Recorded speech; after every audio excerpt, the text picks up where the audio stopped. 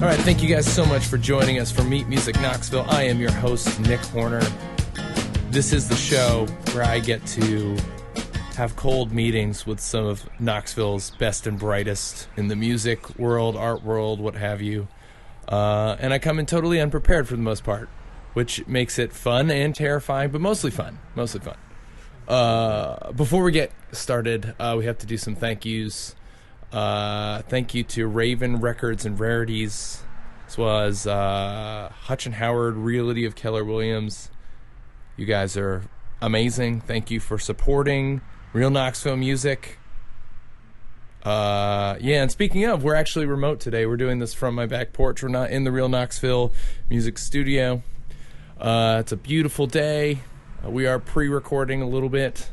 In honor of Big Ears. I'm going to be working at Big Ears at Old City Performing Arts Center, so if you have your Big Ears ticket and want to stop by and see me running around like a crazy person, you can stop by there. Or if you want to see something great, our guest, Jake Smith, is going to be playing at Jig and Actually, at the Pilot Light. At the Pilot Light. I'll be at the Pilot Light at 6 p.m. on the Thursday of Big Ears, and it is actually, you do not have to have a full pass to go to the show. It is a free show. So you can come regardless of having your ticket. That also applies to Jig and Reel as well. So just a fun fact for everybody, and the World's Fair shows. Those are all free.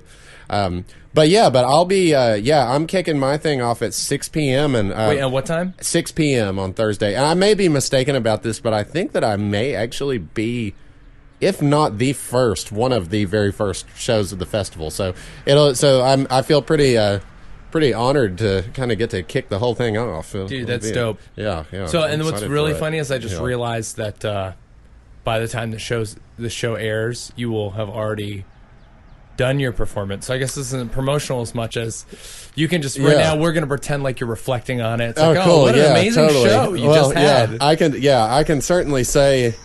that I feel confident that when that time comes, when listeners will be hearing this, that I'll be telling everyone that it was a really good show. Because for me, playing at the Pilot Light is a huge part of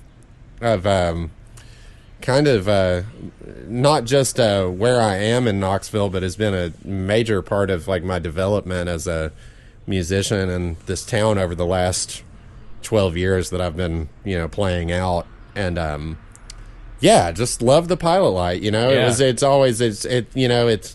I'm very fortunate to get to play down there as much as I do. Because I join, a great local bass player, Matt Nelson. I'm sure a lot of folks know Matt. Matt has been on the program. Matt has been on the program. Yes, I was thinking so. Yeah, well, Matt's a great friend and incredible musician, and we've played together for many years in many different projects. But where we've really done, I think, the most stuff together is kind of in the more experimental music territory. His Monday night series. The Monday night etc. Improvised music series at the Pilot Light. I'm kind of a close associate of that whole thing and have performed in that quite often, whether with Matt or solo or whatever, a lot of different iterations, and so I feel very fortunate to get to be a part of that as often as I do. But I also feel extremely fortunate to get to play at the Big Ears Festival once again this year, after I guess Matt and I and a great drummer that we know who's a Knoxville transplant to Los Angeles, Garrett Tillman. We played a trio show at the old Magnolia Records back in 2018. So Cool. This feels kind of like a triumphant return to the Big Air stage, but in a more in a real music venue. Nothing, love Magnolia Records. Love the spot they used to have. In fact, you know what? I don't even know why I'm complaining. I love playing in the record store. It was awesome. But it'll be fun to play on a stage, too, this time around. Yeah, for awesome. Sure. Dude, shouts out to Magnolia Records. Shout out, yeah. Yeah, absolutely. So I gotta be honest, are they still around? They're not around? Mm-hmm. They are. Okay. They are. They've just moved locations. They used to be over next to the public house, and now they are Now they're on Central Avenue, kind of pretty close to my stomping grounds of the Happy Holler neighborhood. So got it. It's funny. It's like I moved here in the middle of the pandemic.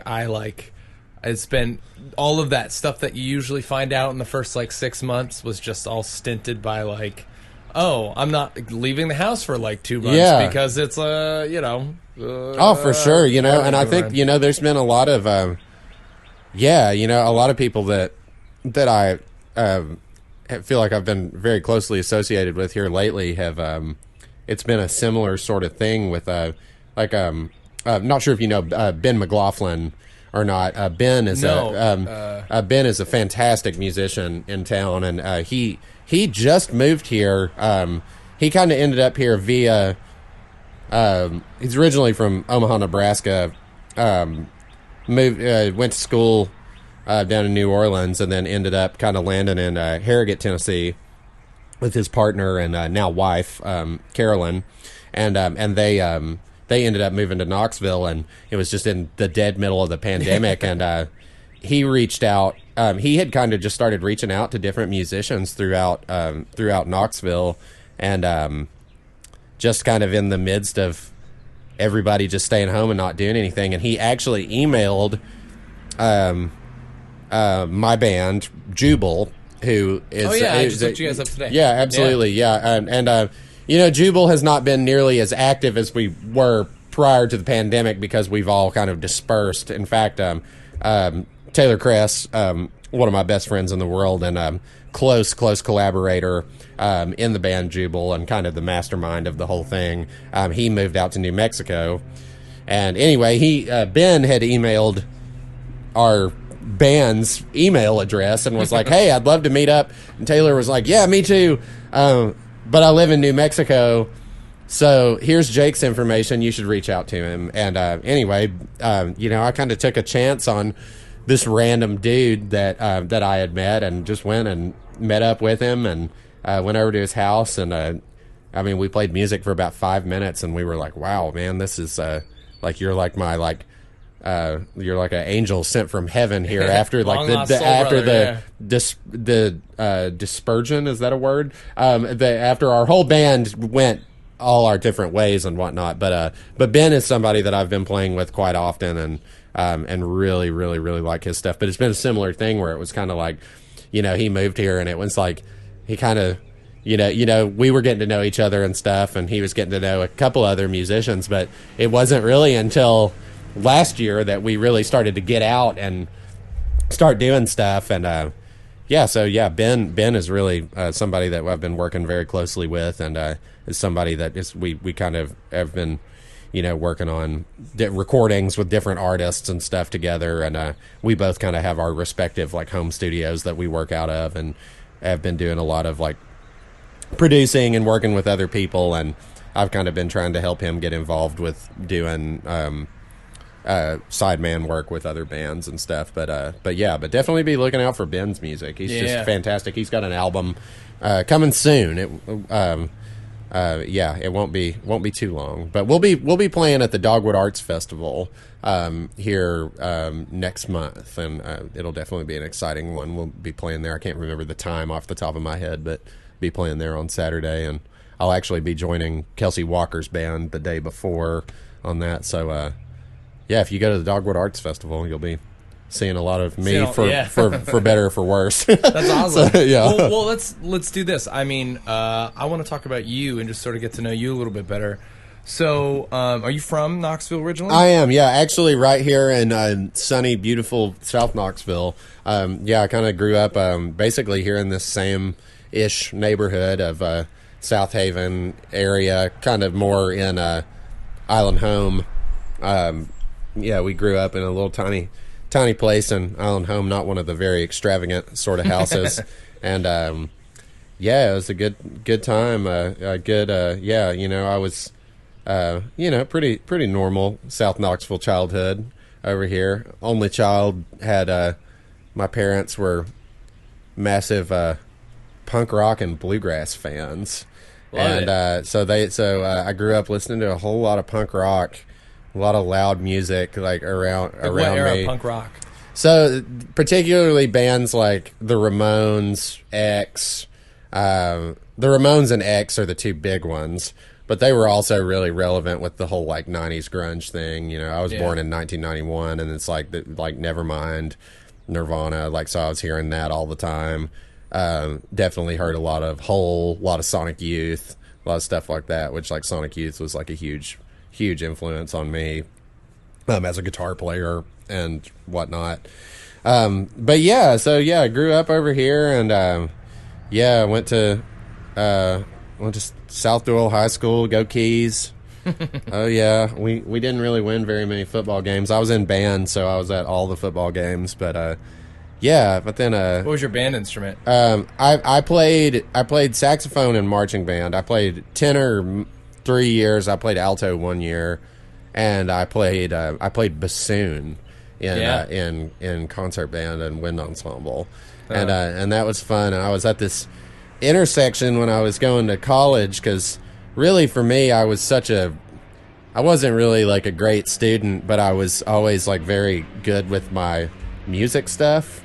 I was always like doing great in band and all that stuff, and like getting good grades in that. Anything involved with the arts was always fine. It was just all my like actual more academic stuff that I just didn't care about, you know. And so it was kind of like when I was, you know, it was pretty much no question if I was going to go to college that I was going to study music.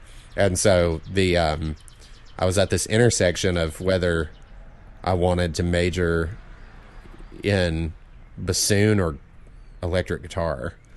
And don't get me wrong, I think the bassoon is a great instrument.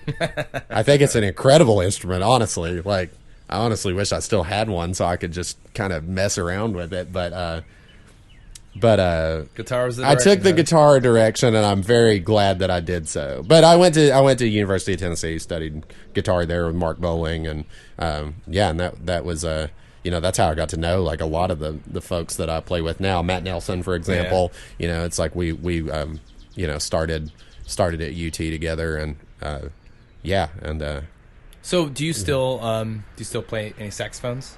I don't. Yeah, I haven't for many years. You know, I actually just a couple of years ago I sold my alto, and I sold my. Not gonna pull an Ornette and go find a cheap plastic one. Yeah. Oh man, I honestly should. You know, it's funny because Matt and I have actually talked about this. We've talked about doing like a band where, you know, he plays pocket trumpet and I play plastic saxophone. Just straight up Don Cherry, yeah. Don Cherry, Ornette Coleman vibes. But I guess, you know, really when I think about it, as fun as that would be, I think. Does he play trumpet? He plays upright bass, but he does. I know, but does he? He does have a pocket trumpet. At least if I remember correctly, this has been a long time. But I somewhat remember Matt having a pocket trumpet.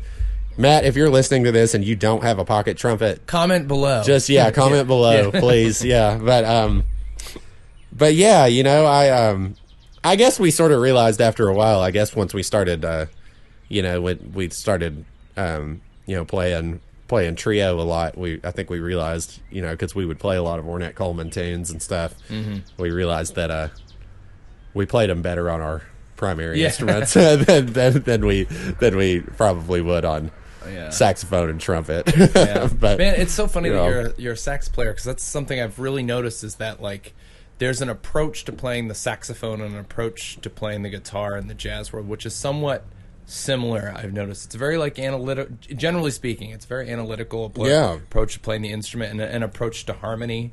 You know, even though like guitar is such it's obviously a chordal instrument, but it's like, you know, I don't know. No, absolutely. No, I agree with that completely. You know, and I certainly spent a lot of time in college thinking about like what I could do to sound more like a horn player with the way that I played and like expressed stuff. You know, I mean, that's, you know, I think that's one thing that, you know, I thought about a lot. Like, you know, it's like the classic, like thing with like jazz guitar being like, oh yeah, you got to play a big hollow body and you got to put like massive like 14 gauge strings on the guitar or whatever. And like, and there's a place for that, and that's great. But I think I started to realize, you know, when I kind of switched to like started being like, well, why don't I play like a Strat and play jazz? And then it's like, oh yeah, the strings are lighter. Oh yeah, I can like bend and like get those like types of inflections that maybe a horn player would get. But to be honest, I've sort of moved maybe a little further away from that, and have kind of gone back to kind of thinking more and more about like guitar things. Maybe not as much as the cliches, but I've been coming back to, or no, I guess it is, a lot of it is coming back to some of the cliches. Like and what? like for example, like my whole thing here lately has been like I've been focusing really hard on getting back to the roots of like my like teenage like punk rock guitar playing and stuff. And like going back to like the more thinking about I guess one thing that that I've thought about, because I've been a sideman for tons and tons of Americana artists, at least it feels that way. And it's and have done a lot in that idiom, and especially I kind of started to realize I've played in a lot of guitar bands, stuff where I was like for we spent a whole lot of time like a Tyler Anthony, Sirius Bright, like he it's funny that I now when I say Sirius Bright I talk about it as being Tyler, when as one. It's just funny because people used to always, like when we were on the road, people would always be like, "Are you serious?" to him and stuff. And but now it really is kind of just his thing or whatever. So it's just kind of a funny thing. But but yeah, when we were I didn't really like realize for a long time. I was like, we got 3 guitar players in this band. It was like Tyler played acoustic, and then Evan Ford, he's playing electric guitar and sometimes mandolin, but mostly electric guitar. And I was playing electric guitar, and I was like, we really are a guitar band. It was like, yeah, but I guess because of that, it's like I got really used to like playing in like higher ranges on the guitar and stuff, trying to stay out of people's way. And now it's almost like I've like in certain contexts I'm like, let's get in each other's way. Let's just both play power chords. Let's just like let's rock it out and just old like school rock production. Totally. Yeah. Just like let the thing rip. And I don't know. I just been thinking about that a whole lot lately. And and just kind of like here lately, I've been getting back to some of my like punk rock roots. I've been I can't remember if we were rolling or not when we were kind of talking about this kind of before we got started, but in my home studio at home, obviously at home, we definitely been working a lot on trying to do kind of a new project of some of my own solo material that's more of my like. The way that I've kind of said it is that I've done a lot of composing and writing in the instrumental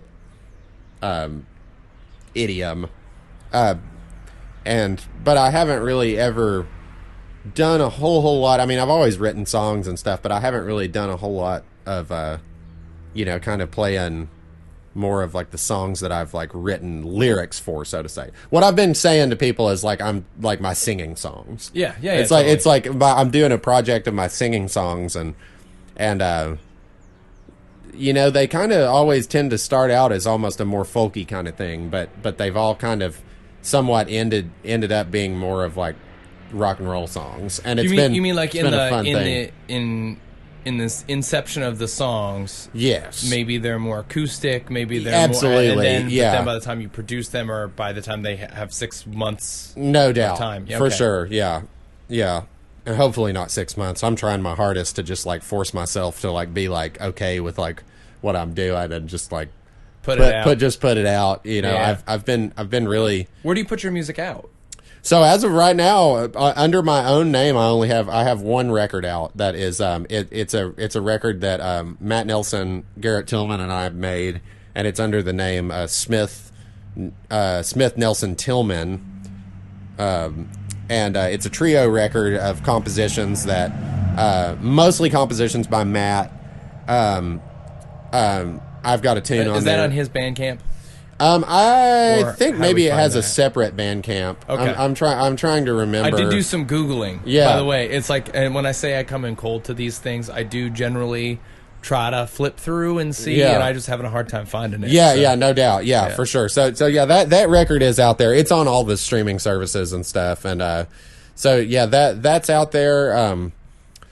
Yeah, you know, it's there may be, you know, if you're listening to this retrospectively after Big Ears, then there may be an EP that's out. But so this is kind of the tip of that. But this is the only time that anyone will hear about it until it's here. I always do this at So, the end of yeah. at the end of the show. But like, is there a website that we're just going to be able to send someone to? So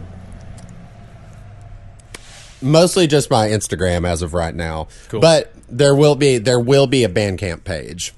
Great. But it is not going to pop up until very close to the time of Big Ears. Got it. So Sounds great. yeah. So that will be fun for sure. But and obviously you'll be hearing this after, but maybe you will have one of these homemade discs that may possibly have or have not been available at the Big Ears event show or whatever.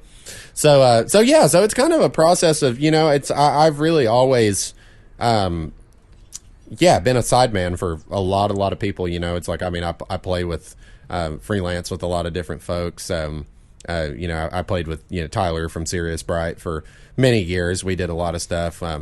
Jubal has always been a big project for sure, and here as of the last year or so, I've been kind of off and on doing some shows with Cruz Contreras from the Black Lilies. Mm-hmm. He's been doing some solo touring and stuff, and he tends to mostly do most of the stuff by himself or with his wife Molly.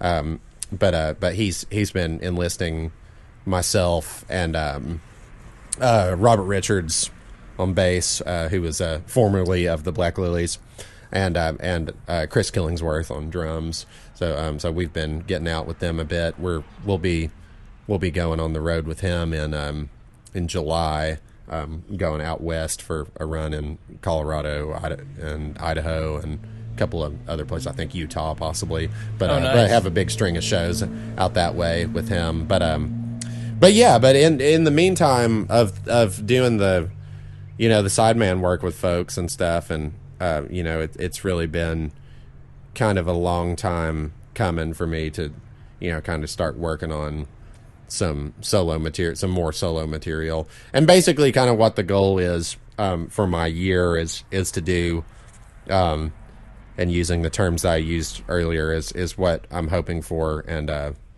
is the release of an instrumental EP and possibly another instrumental record later in the year, and then also a record of my singing songs, as I was saying earlier. Now, are these tunes? Is this a backlog of original material, or are you just trying to force yourself to be really present with it? This stuff is pretty new. It's definitely there are two of the songs that that are a little older, but they may not make it to the record. We'll see. I can't ever decide about any of the. It's hard. Old stuff is hard for me because I have to stay. I don't know. I can't dwell on anything for too long, otherwise I will just totally. You know, I try to just like work as fast as possible and just try to just get it out so that I can have little attachment to it, and honestly, just for the sake of me just kind of getting on to the next possible thing. That being said, you know, it's like every other time in the past that I've tried to like make any kind of solo material, at least that is an endeavor like this where I'm basically doing everything on my own. It hasn't happened. so I can't, so I might really be honestly, biting my tongue a little bit by saying that, I try to work fast, but I think that's what I'm realizing that I have to do.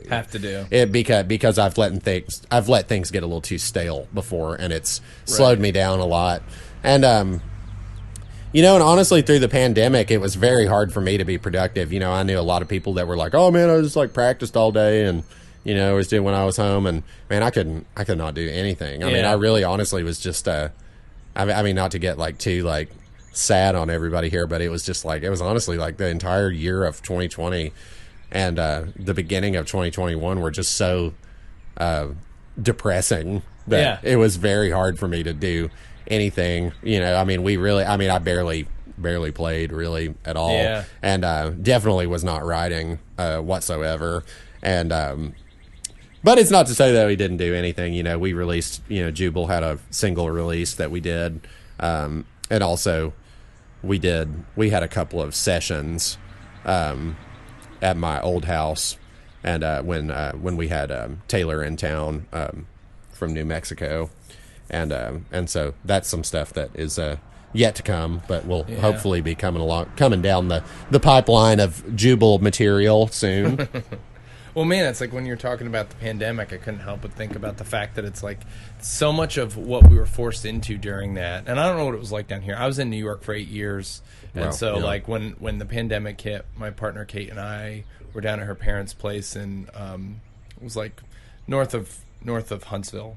But, you know, like so much of the improviser sensibility and so much of the thing that I think as improvisers and people who are affiliated with that sort of like live experience is like so much of it is that human exchange, you know? And absolutely. I mean, that's how I've operated. That's why it was so shocking for me, because I've always been a collaborator and have always been like in all kinds of people's bands and have always been, you know, it's kind of a thing where I realize more and more that my need and want to collaborate, maybe it comes from me, you know, being like this partially like extroverted sort of person, is that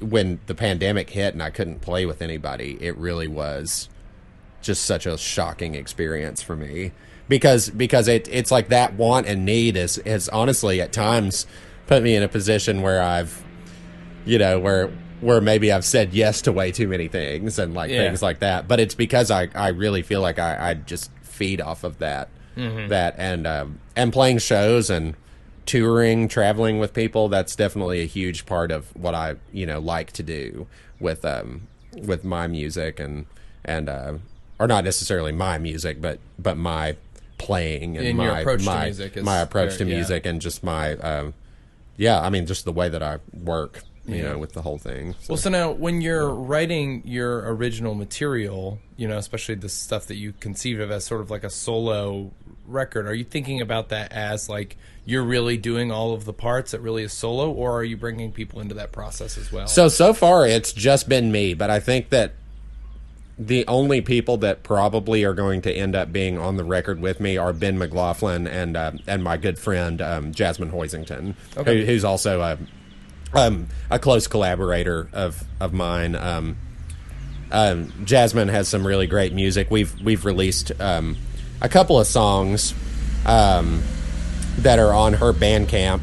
If you just look up Jasmine Hoisington on Bandcamp, there's a couple of songs that we produced ourselves on there that are two of her original tunes, and we have intentions of doing an EP for Jasmine at some point this year that we're going to kind of, me and her and Ben are going to kind of co-produce together. Oh, cool. Which will be cool. Yeah, what type of music does she do? Is there like it's rooting? It's a little hard to describe. It's almost kind of like folky, goth, like dark. Almost a little bit retro kind of. It's interesting. It's almost got little pieces of like The Cure or the Smiths or You ever check out the Handsome Family? Oh, just a tiny bit. I've not delved very deeply into them, but I could see how there's. Is there a connection there? Like, maybe so. Yeah, aesthetically at least. Yeah. I think there certainly could be. Yeah. I'm not super familiar with them, but they're I'll have to look into it though, for sure. Yeah. But I think they're probably going to end up being on the record with me because Jasmine almost certainly because she because we sing together a ton, and she's kind of for me sort of like the ultimate like harmony singer for me. Oh wow. Yeah, and Ben, because Ben and I we just collaborate really well together and work together very, very well, and he is a much better drummer than me. So that's definitely a big consideration as to whether or not I want to play drums on my own album, which I'm very much leaning towards probably not. Well, it's amazing if you have someone who you just can rely on in terms of that groove. It just, it certainly makes things go a lot faster. Yeah. Because that's my biggest issue. I can make it happen. It just takes me a while. Yeah. Because I know what I want it to sound especially if like. you're the one pressing the buttons. Oh too, yeah, for sure. Like, yeah. Ugh. Yeah. Thank goodness for remote, so I can sit at my drum set and. Oh yeah, you have if I didn't have that, that's. Yeah. Yes, I love that. That's one of the best things about Reaper. Shout out to Reaper. Dude, Reaper is great. Yep. We need to get them to sponsor the show. I know, it's true. Yeah. I every day it's just the greatest. Mm-hmm. You know? And so man, so you're writing songs, right? And this is like, have you written lyrics? Is this a new thing for you, or has that always been a part of your like compositional process? It honestly has always kind of been a thing for me, but it's been really, really difficult for me to ever want to show any of it to anyone. And in fact, it's been a process because I've been extremely fortunate to be around a lot of really, really great writers. But man, I'll tell you, it's intimidating. Taylor Kress of Jubal, my God, it just absolutely blows my mind. It is just absolutely unbelievable, the output that he has. He writes so much, and that man easily has 1,000 songs. Wow. I really honestly think he probably has 1,000 songs. Huh. And same with my good friend Kevin Wood, who I play with. He's an artist in Nashville that I play with. He's his stage name, or really his manifestation of his personality in the form of a human name is Kevlar Woodvest, and Kevlar is just this incredible, heartfelt songwriter that kind of blurs the lines between being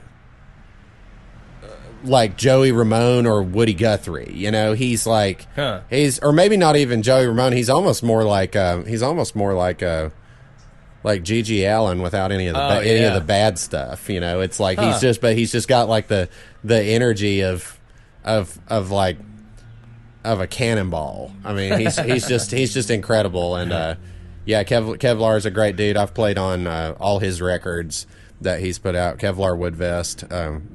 He's just one of my favorite people. But between him and Taylor, those guys, like they just have insane output, and they're just incredible writers, and you really feel what these people are trying to say with their music, and it really being around them, made it hard for me to ever, it's hard for me to ever want to show my music to them, which is ironic now, because now it's like everything that I've kind of been working on for this project coming up, they've been the ones that them and Ben have been the ones that I send everything to, and let them check it out. And, and it's been cool. But I guess I'm just sort of getting to a point where it's like, it's almost like I don't like care anymore, like in a way that like, cause I've honestly like, the other day, like I sat down at the drum kit and, I did this weird recording thing where I totally cannot take credit for this idea. It's kind of inspired by Daniel Romano, who is pretty much Do you ever become such a big fan of like an artist or a thing that like you're almost like embarrassed? Yes. You're like almost embarrassed at like how much of a fan you are. Yeah. Like it's like excessive how much of a fan. That's how I am about Daniel Romano. Yeah. I mean, it's dude just Wait, so I'm sorry. Wait, who is he? Daniel Romano is a musician and a songwriter and rock and roll dude from Canada. And he's just if you've never heard Daniel Romano, you got to check him out. I mean, he's just unbelievable. The man has just done everything. Like his first few records, like his original band was a punk band, and then he did country stuff, and then started doing this like 60s throwback stuff, and then this Dylan stuff, but anyway, he just such a huge inspiration to me because first of all, his music's incredible, but when everything shut down in 2020, he released 9 full-length records. And they're all amazing. And and he's just like the most incredible musician ever. Like one of the greatest songwriters of our generation. Anyway, I got my fanboy moment out here. But he had recorded a record I read about where he had basically like set up one microphone. He never moved the mic. He just moved the things in the room. Huh. And recorded everything with the mic in one position. So I wanted to mess around with that. And so basically I just went and sat at the drums and just played something and played really fast, and then just wrote this like really silly punk rock song. And it was just a blast to make. Especially because I just used like one weird like old electro voice, like omnidirectional dynamic mic, and just kind of just left it sitting there, and adjusted some levels here and there, but just kind of just went for it, and just wrote this like silly song about how when Jubal was on the road, I used to fall asleep in the van all the time, and our drummer Luke Bowers. Luke would always get so weirded out because when I would fall asleep, I would always do kind of the head nod thing, and then he would get so freaked out by it because he kept saying I was going to break my neck. And so the one time we go on the tour, and he had bought me a neck pillow. He had bought me this neck pillow, but I wrote this song from his perspective. About him basically saying that like I was gonna like break my neck and not be able to play guitar for the rest of the tour is kind of the like the whole thing. But it's also kind of reflective of just of a really hard tour that we had a few years ago where it was just a very, I don't know, I think we just had some bad luck. We just had some bad luck, and it was like just nothing seemed to be going the way that we wanted Where it was to the run? On this. It was kind of routing down through the south and out west, so kind of through Texas, kind of through that area, and but the place where we broke was in Oklahoma. We had I'm trying not to, I don't want to be too specific about all this because I don't want, like, I don't know, I hear you. It's but we just had a hard, we were in Oklahoma, and we were all just having a hard time. Our air conditioning was out in our van, and everybody was like at each other's throats. We were burning up all the time, and it was so hot, and the shows weren't really going super, super well, and we but the song is kind of about that too. Like there's also this element in it about us doing this thing that was like our favorite thing to do, which was like go on the road and play shows, and also like and us, like our friendships, and because it was one thing, the famous quote of that whole experience and that tour for us to each other was thank God we don't all hate each other, which was also just this like funny way of us saying like, thank God we all love each other. It's like, cause we were all best friends in that band, and, and still are, it's like, we're all in different places, but, we, some of my like dearest friends in that band. But it was interesting, writing this song about this duality of us, like, reaching for this thing that we love so much, but being so like beat down by it. Yeah. And us being like, let's just go home, which we didn't. We stuck it out, but yeah, it was definitely one that gave us a whole lot of perspective on just how much distance we really want to cover, physically on a tour in new markets. I think that was the biggest thing. We were way, way, way far away from home, playing these places for the first time. And, touring is just not all what it's cracked up to be. People act like it's all fun and games, but it really isn't. It's hard work. It's one of my favorite things to do. It really is. I love it. Oh, man, we've always had a lot of fun. We used to always, with both Sirius Bright and with Jubal, we played in this little town called Appleton, Wisconsin, a whole bunch, and they have this great music festival up there called Mile of Music. Oh yeah, I know of that. Yeah, Mile of Music. Yeah, right. Mile of Music is great, and I mean, it's really kind of bizarre because with those bands, it's really strange because I think I've played more shows in Wisconsin than any other state outside of Tennessee for some reason. Yeah. But I think it's because we were always doing this Mile of Music festival thing, and so we would kind of route tours up to there in August of every year, and just about every year. I mean there, I think maybe with 1 year off in there, I think maybe I went up there like 5 times in a row, and wow. It was but it was it's cool. So really like going up there and doing that in Appleton.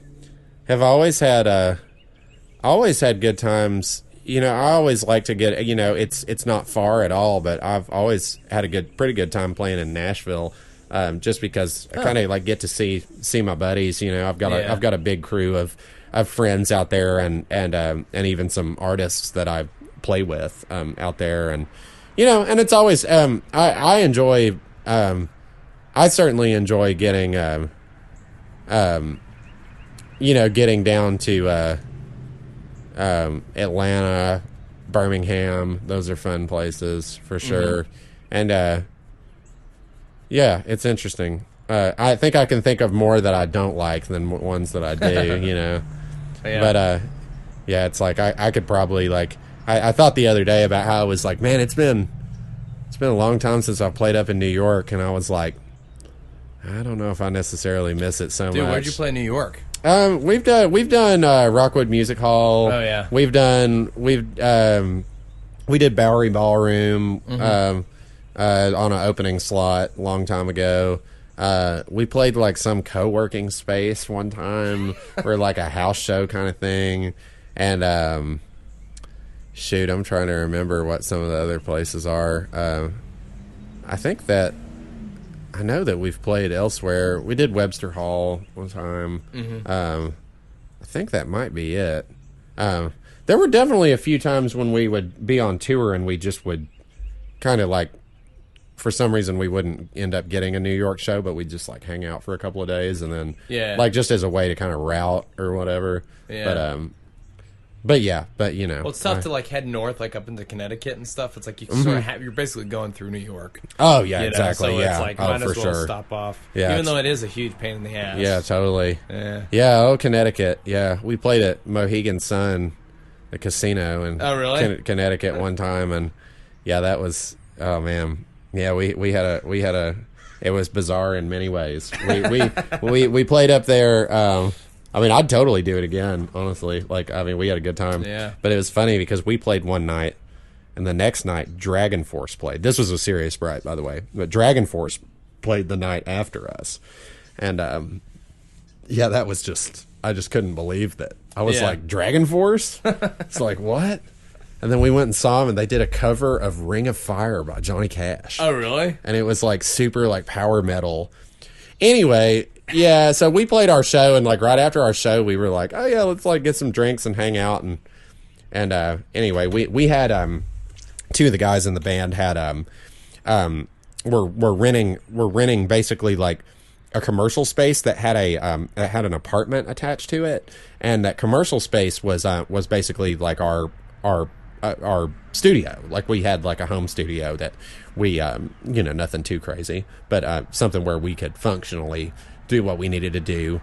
And so anyway, we're there, and anyway, one of the guys, he gets a call from Knoxville Fire Department, and somebody had broken into our studio, stole all of our stuff, and then they came back, and then they lit it on fire and burned the place down. Yeah, it was crazy. It was a pretty unbelievable thing. Oh my God. Yeah, it sucked. I remember when we left for that tour too, we were like, I remember it was like right when we got in the van, we were like Evan was like,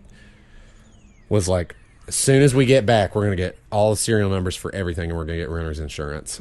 And so it was like, there was no renter's insurance. And so no. it was a bummer, but, man, talk about Knoxville love though, man. It's like Knoxville really took care of those guys.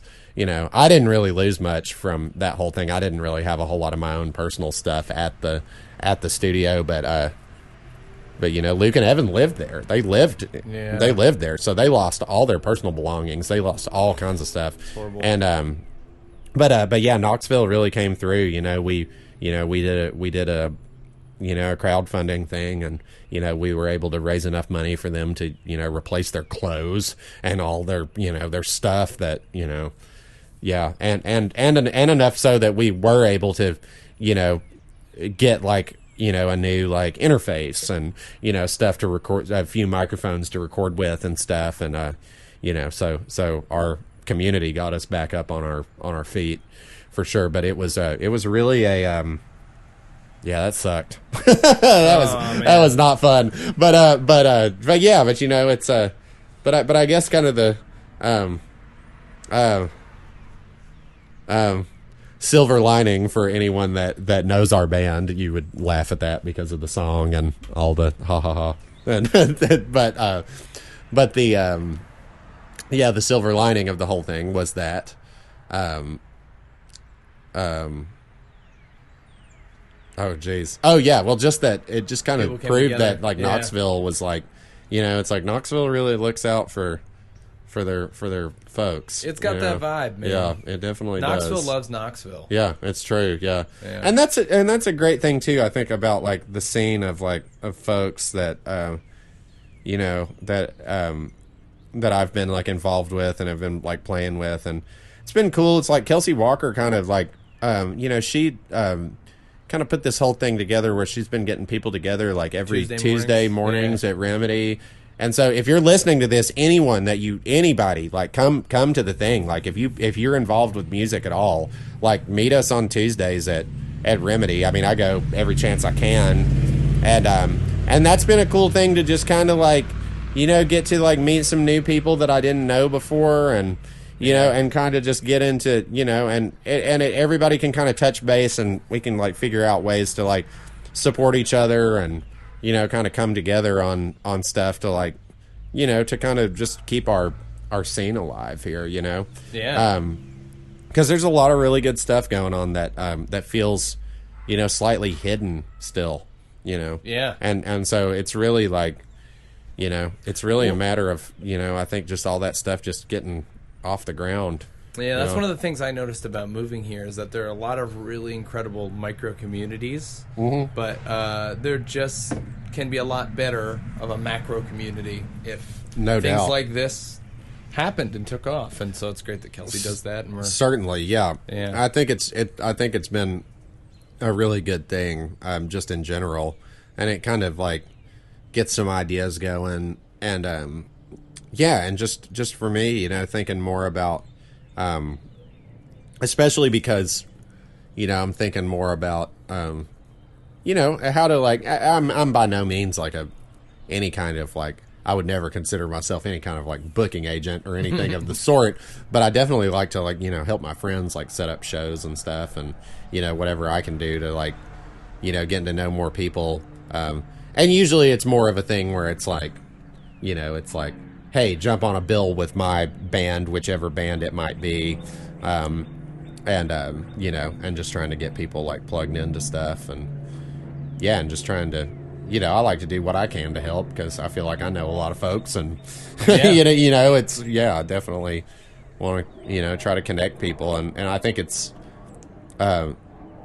more than important, it's vital to our survival as artists. I think just in general, because like we live, I think we're fortunate to have the places to play that we do here. Obviously, I'd always like wish that there were more, but it's like, we have really amazing, unique things that not all other cities have, like the Pilot Light. The Pilot Light is especially a special venue, for sure. And, and shout out to places like Barley's too, that actually like pay, just to be totally honest. Because it's like, I think about like, that's one thing about playing in Nashville is, man, it's hard to get a guarantee anywhere you play. Yeah. It's really hard. Almost everywhere is a door deal or a tip sort of thing. And so it's I'm thankful for any place that we can play and express ourselves and get any kind of guarantee. But even still, it's like, I feel like Knoxville, you can go somewhere and play a door deal, and if you do the right promotion, you can do okay, Well, and that's the thing. It's like people around here, there's a genuine love for the culture of live music. Yeah. No doubt about it. And which is great. It's like that's sort of what it takes to keep a scene alive. Yeah, certainly. Pumping. Well, dude, we're headed toward the end of this. I feel like we could just sit and chat forever and ever and ever and ever. But one more time, where are we sending people to check out your music? So, if you want to go to my Instagram page, I'll have links to everything there.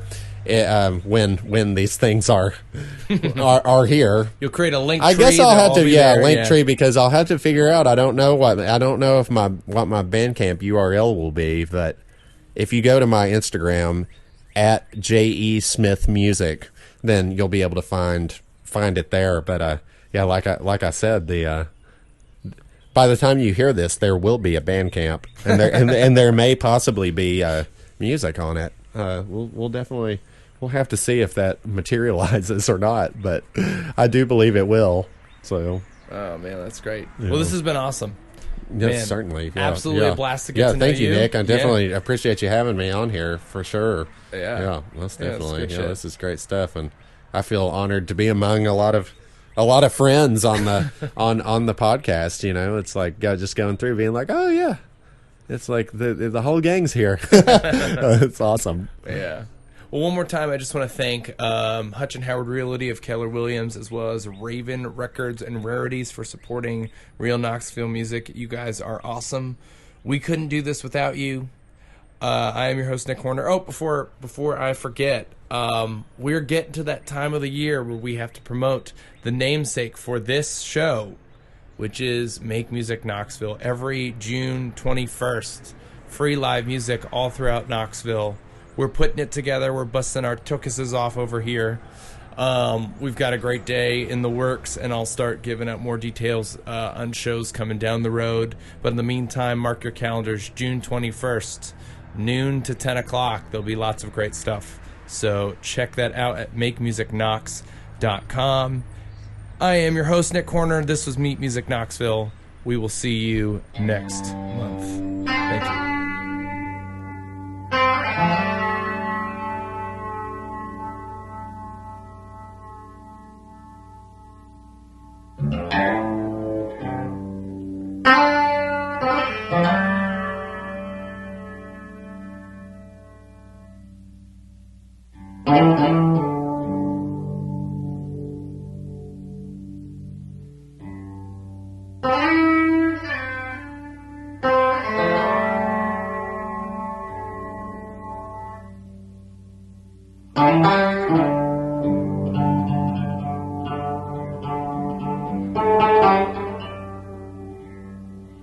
Mm-hmm.